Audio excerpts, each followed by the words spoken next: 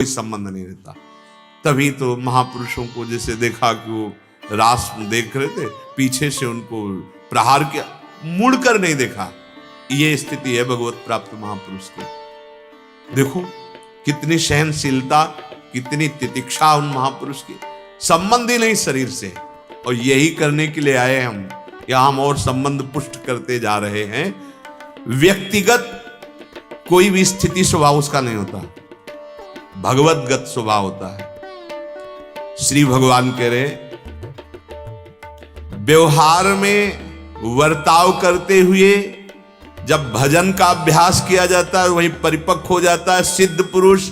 व्यवहार करते हुए, भजन ना करते हुए भी भजन होता चला, क्योंकि करता नहीं रह गया। जैसे व्यवहार में है, वार्ता हो रही तो लगता है अब जब वार्ता हो रही तो भजन नहीं हो रहा होगा, नहीं।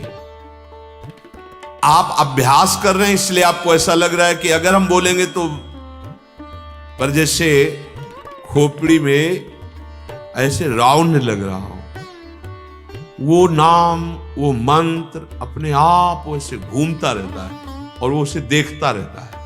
ये भजन पद्धति, भक्ति के अंतर्गत की बात बता रहे हैं। भजन पद्धति वो जिधर दृष्टि डालता है तो जिसका चिंतन करता है, चाहे नाम का या मंत्र का या रूप का, वो वही दिखाई देता है। वार्ता एक क्रिया मात्र हो रही है, भगवान जो बुलवा रहे हैं हो रहा है, लेकिन उसका जो स्वभाव साधन काल से चला है वो स्वाभाविक चल रहा है, वो हो रहा है। किसी भी स्थिति में भजन नहीं छूटता, 24 घंटे में किसी भी स्थिति में उसका भजन नहीं छूटता, जिसकी परिपक्व अवस्था हो गई है। यही पहुंचना है अपने लोगों को, यही। इसी बात को पातंजलि जी कह रहे हैं, दीर्घ काल निरंतर सत्कार सेवितो दृढ़ भूमि। यही दृढ़ भूमि है। अब करना नहीं होगा, अब होगा स्वाभाविक। देखो स्थिति क्या है, प्रायः खाली समय रहना आपका स्वभाव बन गया है, विषय चिंतन करना आपका स्वभाव बन गया है। आप इसी स्वभाव का नाश करने के लिए साधन में लगे। खाली मत रहिए, एक क्षण भी खाली मत रहिए। अगर आप खाली रहते हैं तो आपको कोई नहीं बचा सकता काम क्रोध से। ध्यान रखना, हम माना कि आपसे क्रिया नहीं होगी, पर आपका चिंतन होगा, आपका हृदय जलेगा, आप परास्त होने की स्थिति में हो जाएंगे। नाम, मंत्र, पद, भगवद विचार, ये हमारा क्रम चलता रहना चाहिए। जब ये क्रम चलेगा ना, तब आप देखेंगे श्री जी की कृपा से, श्री जी की रूप माधुरी, लीला माधुरी, फिर किसी कार्य का मन नहीं रहता संसार की, पर वही सम्यक कार्य होते हैं। ये आश्चर्य की बात है। जैसे कहे कि कार्य का मन नहीं, फिर कार्य कैसे होता है?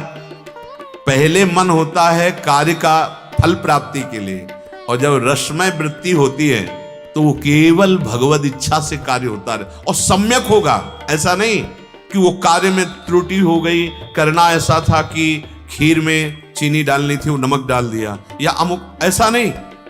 बहुत सम्यक रूप से कार्य होगा, पर करता नहीं बचता।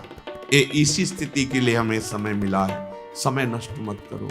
ये इंद्रियों के भोग, हम कहते हैं आप गृहस्थ में हो तो धर्म से भोगो, विरक्त हो तो हिम्मत कर लो।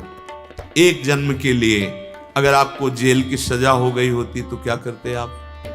क्या आप ऐसे स्वतंत्र रूप से बर्ताव कर सकते थे? नहीं। मान लो आप भगवत प्राप्ति के लिए गुरुजी ने इस जन्म में हमें सजा दे दी।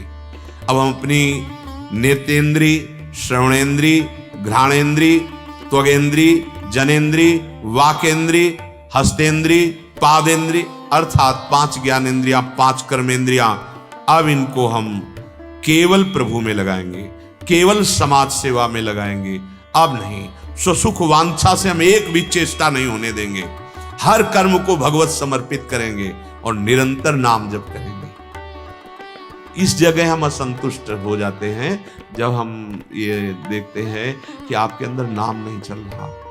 हम बार बार हृदय में तापित होते हैं जब नाम चल रहा है। नहीं, आप साधक कैसे हो सकते हैं? आप उपासक कैसे हो सकते हैं कि आप ऐसे फ्री बैठे हैं? आपका चिंतन नाम का नहीं चल रहा, मंत्र का नहीं चल रहा, फिर आप ऊंचाई पर कैसे जाएंगे? ऐसी मना स्थिति होती साधक की। छोड़ नहीं सकता नाम, कैसे छोड़ सकता है? इसका मतलब फिर आप ये वैराग्य मार्ग या भक्त वैष्णव चिन्ह धारण करके अपने को धोखे में डाल रहे हैं। एक क्षण भी अगर आप चूके, ऐसा संस्कार कोई पुष्ट कर देंगी ये इंद्रिया मन कि वो पता नहीं कितने महीने विक्षेप देगा या जन्म, ऐसा भी है। बहुत सावधान। अब तो एक ही बात, केवल जैसे पागल आदमी जब पागल होता है ना तो उसे एक ही बात सोचती, जिस विषय में पागल हुआ है, ऐसे अपने एक ही बात दिमाग में आ रही, आप मुक्त हो जाओ। आप इस राधे राधे दोस्तों, प्रेमानंद महाराज की जय। तो दोस्तों, आपको प्रेमानंद महाराज की बातें सुन के कैसे लगी हमें कमेंट बॉक्स में कमेंट करके बताएं। चैनल को सब्सक्राइब करें।